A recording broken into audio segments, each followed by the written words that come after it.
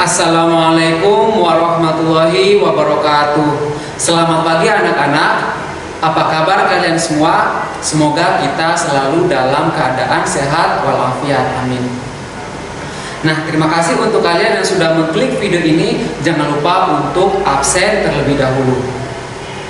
Nah, sekarang walaupun kita belajar dari rumah, tetapi sangat penting untuk mematuhi protokol kesehatan. Di antaranya yaitu memakai masker, mencuci tangan, dan menjaga jarak. Nah, sekarang sebelum kita memulai pembelajaran pada pagi hari ini, alangkah baiknya kita berdoa terlebih dahulu. Berdoa dimulai.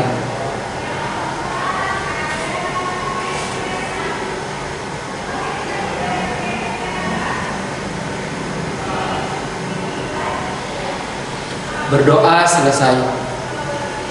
Nah, kemarin kita sudah belajar tentang apa? Ada yang masih ingat? Iya, jadi kemarin kita belajar tentang sholat berjamaah. Apa itu sholat berjamaah? Sholat yang dikerjakan oleh dua orang atau lebih. Minimalnya itu dua orang. Nah, satu di antaranya menjadi imam, sedangkan yang lainnya menjadi makmum. Nah, sekarang kita masuk pada pembahasan baru, yaitu bab 5 tentang selamat datang wahai nabiku kekasih Allah Subhanahu wa taala. Adapun tujuannya itu, yang pertama, siswa diharapkan mampu menjelaskan kisah peristiwa kelahiran Nabi Muhammad SAW. Kemudian yang kedua, siswa mampu menyebutkan usaha kerja keras yang dilakukan oleh Nabi. Kemudian yang ketiga, siswa mampu menjelaskan peristiwa diangkatnya Nabi menjadi Rasul. Kemudian yang terakhir, siswa mampu menjelaskan dakwah Nabi di Mekah. Nah, sekarang kita masuk pada poin pertama, yaitu kehadiran sang kekasih. Nah, Nabi Muhammad SAW lahir pada hari Senin 12 Rabiul Awal bertepatan dengan tanggal 20 April tahun 571 Masehi pada waktu itu. Nah, sekarang kita sudah memasuki bulan apa? Ya, bulan Rabiul Awal. Nah, sebentar lagi kita akan menyambut atau kita akan merayakan yaitu hari kelahiran Nabi Muhammad, yaitu Maulud atau Maulidan seperti itu. Nah, Nabi Muhammad SAW lahir dalam keadaan yatim. Ayahnya yaitu Abdullah bin Abdul Muthalib wafat saat Nabi Muhammad SAW masih berusia 6 bulan di dalam kandungan ibunya, yaitu Siti Aminah. Jadi Rasulullah itu sudah yatim sejak beliau dalam kandungan ibunya. Nah, saat bayi Nabi Muhammad SAW diasuh oleh Halimatu Sa'diyah, yaitu dari Bani Sa'ad, kabilah Hawazin. Nah, di perkampungan Bani Sa'ad. Nah, inilah Nabi diasuh dan dibesarkan sampai beliau usia 5 tahun. Nah, jadi beliau itu sudah yatim sejak dalam kandungan. Kemudian beliau itu diasuh oleh Halimatu Sa'diyah. Nah, beliau diasuh oleh Halimatu Sa'diyah sampai beliau berusia 5 tahun.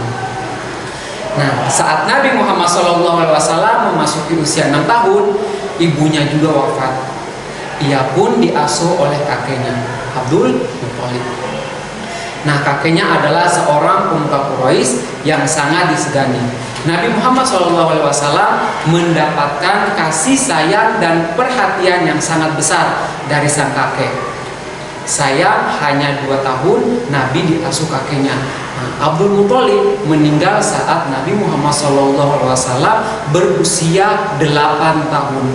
Nah, jadi Rasulullah ketika 6 bulan dalam perut itu ayahnya meninggal.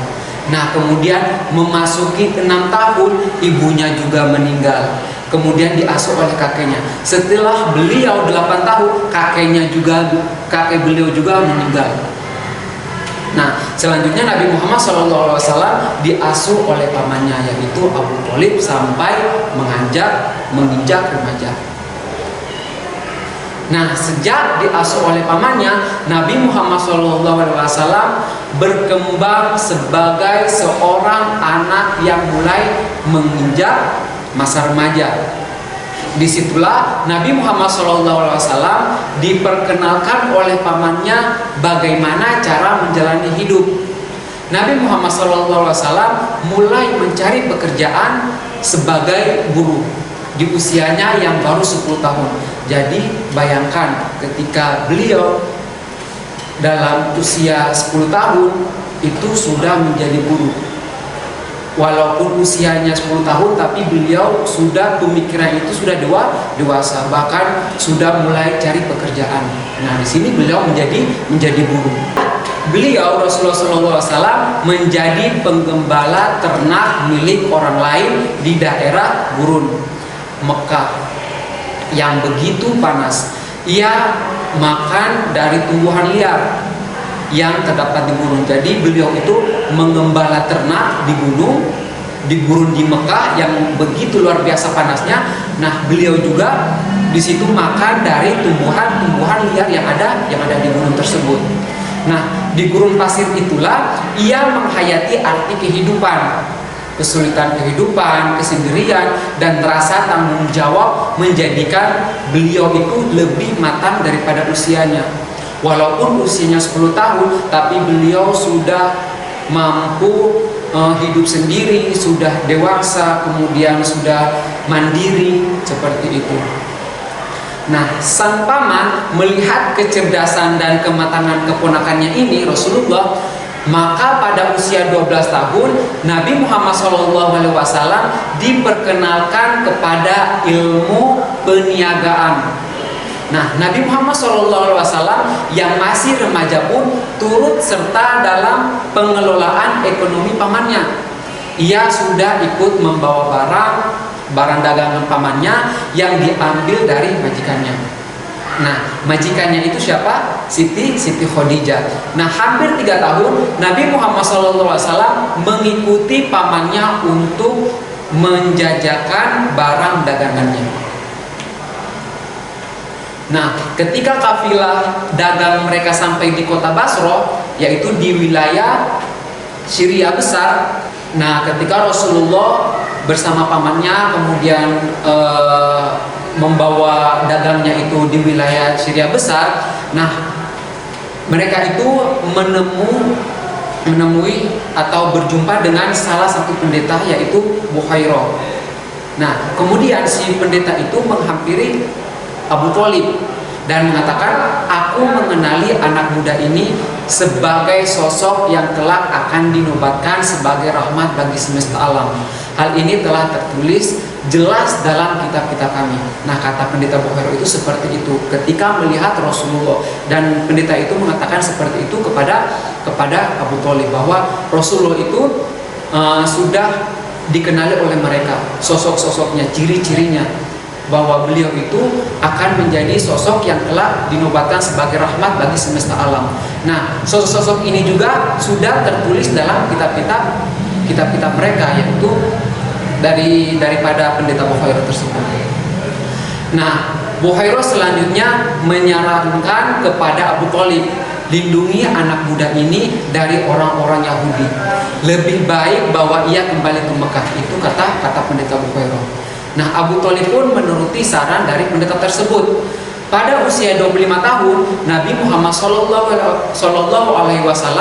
mulai berdagang sendiri tanpa bantuan pamannya. Jadi ketika beliau tadi masih kecil berdagang sama pamannya, ketika sudah usia 25 tahun beliau sudah berani untuk berdagang sendiri tanpa didampingi pamannya. Nah, ia mengambil sendiri barang dagangannya dan memasarkannya. Nah, ketika berdagang, Nabi Muhammad SAW sangat jujur, tidak pernah membohongi para pembelinya. Nabi tidak pernah mengambil keuntungan yang terlalu besar. Selalu berkata sopan, ramah, dan penuh kasih sayang. Itulah sifat Rasulullah. Ketika beliau berdagang, itu beliau tidak mengambil untung yang sangat besar. Kemudian perkataannya beliau selalu dijaga, sopan, ramah, dan penuh kasih sayang. Jadi keberhasilan usaha dagang Nabi Muhammad SAW itu disebabkan oleh pribadi beliau, itu yang mulia. Nah, berikut ini beberapa kepribadian beliau yang sangat mulia. Di antaranya itu berpendirian teguh. Nah, kemudian memiliki semangat kerja yang tinggi, kemudian memiliki kejujuran yang luar biasa, menjunjung tinggi amanah atau kepercayaan yang diberikan oleh orang lain. Jadi beliau itu berpendirian teguh, semangat kerja, kemudian beliau itu selalu jujur, kemudian selalu amanah, dan kemudian mampu menghadapi segala cobaan dan rintangan dalam perjalanan. Bayangkan waktu beliau masih kecil saja itu beliau sudah mengalami peristiwa yang sangat luar biasa. Kemudian beliau sudah mandiri, sudah mulai berdagang. Nah, kemudian menyamakan pelayanan terhadap pembeli, menyamakan pelayanan terhadap para pembeli, kemudian memiliki sifat percaya diri, dan yang terakhir menampilkan keramahan dan kesopanan serta kasih sayang kepada siapa saja. Jadi itu sifat beliau. Jadi kita kalau mau jadi orang yang sukses, itu kita juga harus mengambil contoh dari Rasulullah. Nah, kejujuran, perilaku santun, kesopanan berbicara, kerja keras, dan kecerdasan Nabi Muhammad SAW merebut hati setiap orang, termasuk Siti Khadijah. Yang tadi sudah Bapak jelaskan bahwa Rasulullah itu ketika berdagang ambil dagangnya itu dari Siti Khadijah. Nah, pertama-tama ia meminta Nabi Muhammad SAW untuk memasarkan barang dagangnya ke Syria. Nah, hasilnya luar biasa. Itulah yang membuat Siti Khadijah tertarik dan akhirnya menikahi Nabi Muhammad SAW. Mereka dikaruniai tujuh anak, yaitu yang pertama Ibrahim, kemudian Qasim, Abdullah, Zainab, Ruqayyah, Ummu Kulthum, dan Fatimah. Nah, jadi seperti itu. Nah, kemudian poin yang kedua itu Nabi Muhammad diangkat menjadi Rasul. Nabi Muhammad SAW merasakan keresahan atas perilaku yang dialami oleh masyarakat Arab yang sudah jauh dari nilai-nilai kebenaran. Jadi sebelum Rasulullah itu diangkat menjadi nabi, itu orang Arab pada waktu itu sudah jauh daripada nilai-nilai kebenaran, atau bisa dibilang sudah melenceng. Nah, kemudian Nabi Muhammad SAW melakukan uzlah atau mengasingkan diri. Di mana beliau mengasingkan diri, yaitu di Gua Hira. Nah, hal yang dilakukan oleh beliau berkali-kali. Maka tepat pada tanggal 17 Ramadan tahun ke-40 dari kelahirannya beliau, Nabi didatangi malaikat Jibril dan menerima wahyu pertama. Ada yang tahu wahyu pertama? Nah, jadi wahyu pertama itu Quran surat Al-Alaq ayat 1 sampai 5. Bunyinya itu Iqra bismi rabbikal ladzi khalaq khalaqal insana min 'alaq Iqra wa rabbukal akram alladzi 'allama bil qalam 'allamal insana ma lam ya'lam. Bacalah dengan menyebut nama Tuhanmu yang menciptakan. Ia telah menciptakan manusia dari segumpal darah. Bacalah, dan Tuhanmulah yang maha mulia, dan mengajar manusia dengan perantaraan kalam. Dia mengajar kepada manusia apa yang tidak diketahuinya. Quran surat Al-Alaq ayat 1 sampai 5. Jadi beliau itu ketika pertama kali mendapat wahyu itu pada tanggal 17 Ramadan tahun ke-40 dari kelahirannya. Nah, wahyu pertama inilah yang menandakan bahwa Nabi Muhammad SAW dipilih dan diangkat oleh Allah Subhanahu wa Ta'ala untuk menjadi utusannya atau Rasul. Nah, setelah itu setelah tadi beliau mendapat wahyu yang pertama, itu Allah Subhanahu wa Ta'ala mengangkat beliau menjadi Rasul. Nah, setelah wahyu pertama ini, Jibril tidak muncul lagi untuk beberapa lama. Nah, sementara Nabi Muhammad SAW terus menantikan wahyu berikutnya dan selalu datang ke Gua Hiro.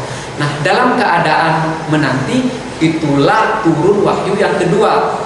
Kalau wahyu yang pertama tadi surat Al-Alaq, nah wahyu yang kedua yaitu Quran surat Al-Mudaththir ayat 1 sampai 7.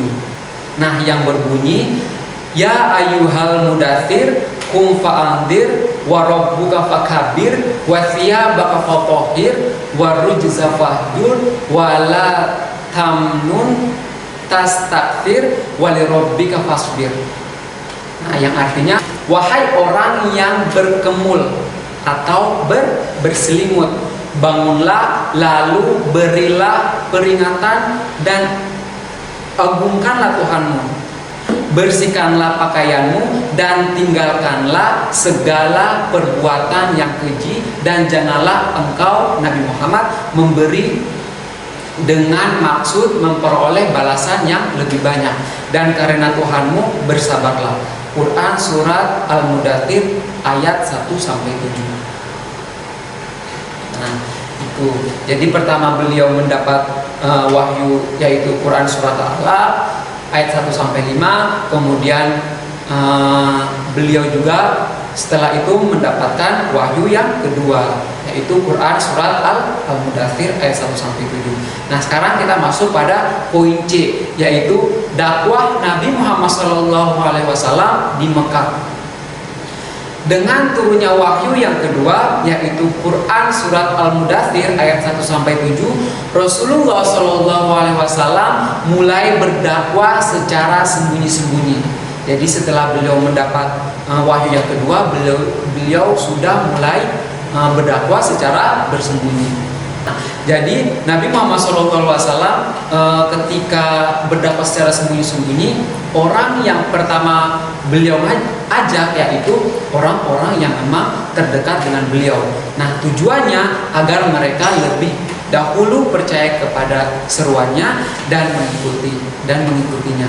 Nah, tempat yang beliau pilih untuk berdakwah pada dakwah tersembunyi-sembunyi ini yaitu rumah Al-Arqam bin Abil Arqam Al-Akhzum. Nah, orang-orang yang pertama kali memeluk Islam atau yang dikenal yaitu As-Sabiqunal Awwalun. Nah, jadi As-Sabiqunal Awwalun ini orang-orang yang pertama kali memeluk agama Islam. Di antaranya yaitu Siti Khadijah, Abu Bakar, Ali bin Abi Thalib, Zaid bin Harithah, dan Ummu Aiman. Nah, selain yang tersebut di atas, berkat bantuan Siti Khadijah dan Abu Bakar As-Siddiq, dari hari ke hari bertambah orang-orang yang beriman kepada seruan beliau. Nah, jadi yang pertama kali beliau itu berdakwah secara sembunyi-sembunyi, beliau mengajak kerabat terdekatnya dulu, kemudian masuklah itu Siti Khadijah, Abu Bakar, Ali bin Abi Thalib, Zaid bin Harithah, dan Ummu Aiman. Nah, kemudian itu beliau juga dibantu oleh Siti Khadijah dan Abu Bakar. Nah, dari hari ke hari itu makin bertambah orang yang masuk ke agama Islam. Nah, sahabat pria yang kemudian segera beriman diantaranya yaitu Utsman bin Affan, Zubair bin Awam, Abdurrahman bin Auf, Abdullah bin Mas'ud, Ammar bin Yasir, kemudian Said bin Zaid, Amir bin Abdullah, Usban bin Madlun, kemudian Qudamah bin Madlun, Abdullah bin Madlun, Khalid bin Sa'ad, Sa'ad bin Abi Waqqas, Khalid bin Ubaidillah, Arqam bin Abil Arqam, Ja'far bin Abi Thalib, Khabab bin Al-Ard, Bilal bin Rabah. Atau kalian bisa lihat nama-nama itu di papan tulis. Nah, sementara itu para wanitanya itu adalah Sofiyah binti Abdul Muthalib, Lubabah Ummul Fadlah binti Harith, Ummu Salamah atau istri dari Abu Salamah. kemudian ada Asma binti Abu Bakar, Asma binti Amis. Nah, Asma binti Amis ini dari istri si Ja'far. Nah, kemudian Rotimah binti Khattab dan Sumiyah, yaitu ibu Amar. Atau kalian bisa lihat di papan tulis nama-namanya. Nah, setelah Nabi Muhammad SAW berdakwah secara sembunyi-sembunyi, maka turunlah wahyu yang ketiga. Nah, kalau wahyu pertama itu beliau di Gua Hira, kemudian wahyu kedua itu kemudian turun lagi wahyu yang kedua. Nah, kemudian dari setelah turun wahyu kedua, kemudian beliau berdakwah secara sembunyi-sembunyi. Setelah beliau berdakwah secara sembunyi-sembunyi, beliau mendapatkan wahyu yang ketiga, yaitu Quran surat Al-Hijr ayat 94 sampai 95 yang berbunyi fasda' bima tu'maru wa a'rid 'anil musyrikin inna kafainakal mustahzin, yang artinya maka sampaikanlah olehmu secara terang-terang segala apa yang diperintahkan kepadamu dan berpalinglah dari orang-orang yang musyrik. Sesungguhnya kami memelihara daripada kejahatan orang-orang yang memperolok-olok kamu. Quran surat Al-Hijr ayat 94 sampai 95. Kemudian Nabi Muhammad SAW menerima wahyu lagi, yaitu yang berbunyi wa andir ashiratakal akrobin wa fid janaha kalimani taba'aka minal mu'minin, yang artinya dan berilah peringatan kepada kerabat-kerabat yang terdekat dan rendahkanlah dirimu terhadap orang-orang yang mengikutimu, yaitu orang-orang yang beriman. Quran surat Asy-Syu'ara ayat 214 sampai 215. Nah, setelah Rasulullah SAW menerima wahyu tersebut, beliau mulai berdakwah secara terang-terang. Jadi setelah beliau mendapatkan wahyu ini, beliau sudah mulai berani untuk berdakwah secara terang-terangan. Nah, pertama-tama Nabi mengumpulkan seluruh sanak keluarganya dari kaki gunung Khafa untuk mengajak mereka beriman kepada Allah Subhanahu wa taala.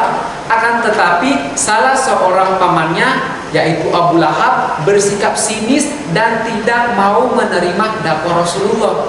Nah, jadi ketika Rasulullah ini mendapat wahyu ini, kemudian beliau mulai berdakwah secara terang-terangan, tetapi paman dari beliau ini yang namanya Abu Lahab ini sinis atau tidak mau menerima dakwah Rasulullah. Banyak cara yang dilakukan oleh orang-orang kafir Quraisy untuk menghambat dakwah Rasulullah. Di antaranya mencoba menyuruh paman Abu Thalib untuk menghentikan dakwah keponakannya itu. Namun Nabi Muhammad SAW menolak dan mengatakan, demi Allah, meskipun seluruh anggota keluarga mengucilkanku, aku akan terus berdakwah menyebarkan ajaran Islam. Nah, jadi si Abu Lahab ini, paman Rasulullah ini sangat sinis. Bahkan beliau suruh Rasulullah itu berhenti untuk berdakwah, tetapi dengan kukuh beliau mengatakan, demi Allah, meskipun seluruh anggota keluarga itu mengecilkan beliau, tapi beliau akan terus berdakwah menyebarkan agama Islam. Seperti itu. Kegagalan kafir Quraisy untuk menghambat dakwah Rasulullah menjadikan mereka semakin marah dan emosi terhadap Rasulullah. Budak-budak mereka yang masuk Islam dibunuh dan disiksa. Bayangkan. Jadi ketika Rasulullah itu berdakwah, kemudian dari kaum Quraisy ini ada yang masuk Islam. Nah, orang-orang yang masuk Islam olehnya itu dibunuh. Oleh kaum Quraisy ini dibunuh. Nah, seluruh pengikut Nabi Muhammad SAW selalu diancam dan diteror agar menolak ajakan Nabi Muhammad SAW. Abu Jahal, paman Nabi Muhammad SAW ini, menyewa orang Yahudi untuk mengejek dan mencaci maki Nabi dengan harapan agar beliau berhenti berdakwah. Akan tetapi justru akhirnya si Yahudi itu masuk Islam karena keluhuran akhlak daripada Nabi Muhammad SAW. Jadi si pamannya Nabi Muhammad SAW ini, yaitu Abu Lahab, menyewa orang untuk apa? untuk mengejek atau mencaci maki Nabi Muhammad. Nah, akan tetapi si orang Yahudi ini karena melihat sikapnya Rasulullah, kemudian akhlaknya Rasulullah, malah orang Yahudi ini masuk Islam. Nah, setelah kafir Quraisy gagal melakukan tekanan, mereka menawarkan harta benda, wanita, dan pangkat agar Nabi mau meninggalkan dakwanya. Kaum Quraisy mengutus Utbah bin Rabi'ah untuk menawarkan hal-hal tersebut. Utbah mengatakan, "Hai Muhammad, jika kau menginginkan kekayaan, saya sanggup menyediakannya. Jika kau menginginkan pangkat yang tinggi, saya sanggup mengangkatmu menjadi raja. Jika kau menginginkan seorang wanita yang cantik, saya sanggup mencarikannya dengan syarat kau berhenti melanjutkan dakwamu." Itu kata Utbah. Nah, Nabi Muhammad SAW tidak tertarik pada tawaran tersebut dan beliau terus berdakwah. Setelah kafir Quraisy ini gagal lagi, akhirnya mereka memboikot Nabi Muhammad SAW, Bani Muthalib dan Bani Hashim. Nah, karena pemboikot ini, umat Islam terkurung di celah-celah kota Mekah bernama Syi'ib. Pemboikot ini berlangsung selama 3 tahun, dimulai pada tahun ke-7 kenabian. Isi pemboikot tersebut ditulis dalam selembar surat yang berisi yang pertama, kaum Quraisy tidak akan menikahi orang Islam.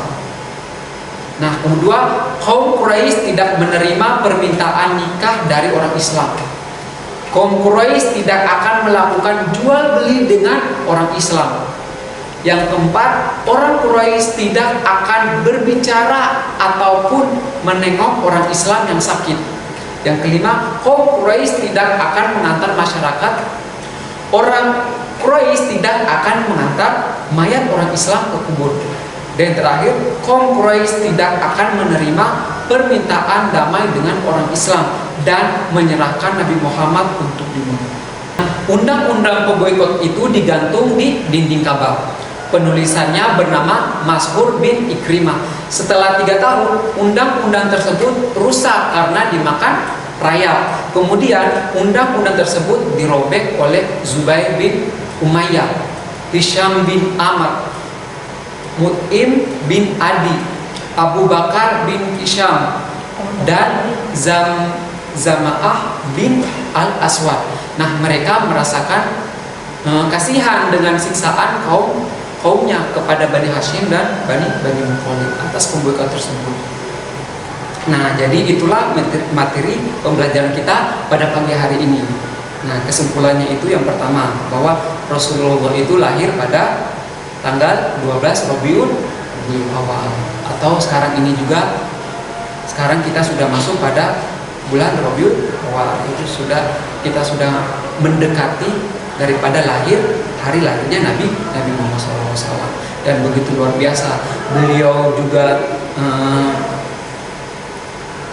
mendapatkan wahyu yang pertama berupa Quran surat Al-Alaq dari ayat 1 sampai 5. Kemudian beliau juga mendapatkan wahyu yang kedua Al-Mudaththir ayat 1 sampai 7. Kemudian dari setelah beliau mendapatkan wahyu yang kedua ini, beliau mulai berdakwah secara sembunyi-sembunyi. Nah, setelah beliau berdakwah secara sembunyi-sembunyi, akhirnya ada orang yang mau masuk Islam. Atau yang pertama orang masuk Islam itu bisa disebut dengan as-sabiqunal awwalun. Nah, setelah itu beliau juga mendapatkan wahyu yang ketiga. Nah, wahyu ketiga. Kemudian ada suruhan untuk beliau berdakwah secara terang-terangan. Tetapi beliau, setelah beliau mengajak orang-orang terdekatnya, saudara-saudaranya, ada salah satu paman beliau, yaitu Abu Lahab. Dan Abu Lahab ini sangat membenci beliau. Padahal tujuan beliau itu sangat baik, yaitu mengajak orang kepada kebenaran. Akan tetapi beliau dimusuhi oleh pamannya sendiri, Abu Lahab. Bahkan beliau beliau itu diancam, dibunuh, dan beliau itu disuruh untuk berhenti berdakwah. Tetapi dengan keteguhan beliau, dengan kekuatan beliau terus berdakwah. dan tidak berhenti, tidak putus asa. Beliau tetap menjalankan apa yang sudah diperintahkan oleh Allah Subhanahu wa taala. Itu kesimpulannya. Nah, setelah kita mendengar kesimpulan ini, jangan lupa untuk mengisi evaluasi yang sudah ada di e-learning. Nah, setelah itu untuk minggu ke depan kita masuk pada pembahasan, yaitu dengan ilmu pengetahuan semua lebih mudah. Nah, mungkin pertemuan ini juga menjadi pertemuan terakhir Bapak dengan kalian. Nah, di sini Bapak ingin berpamitan, barangkali selama mengajar kurang baik atau perkataan Bapak juga barangkali tersinggung dengan kalian, Bapak mohon maaf, dan Bapak harap kita bisa bertemu di lain waktu walaupun tidak dalam pembelajaran atau di luar kelas seperti itu. Nah, mungkin itu saja. Sebelum kita menutupi pembelajaran pada pagi hari ini, alangkah baiknya kita berdoa terlebih dahulu. Berdoa dimulai.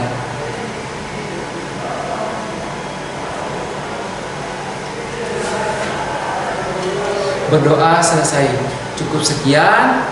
Akhirul kalam. Wassalamualaikum warahmatullahi wabarakatuh.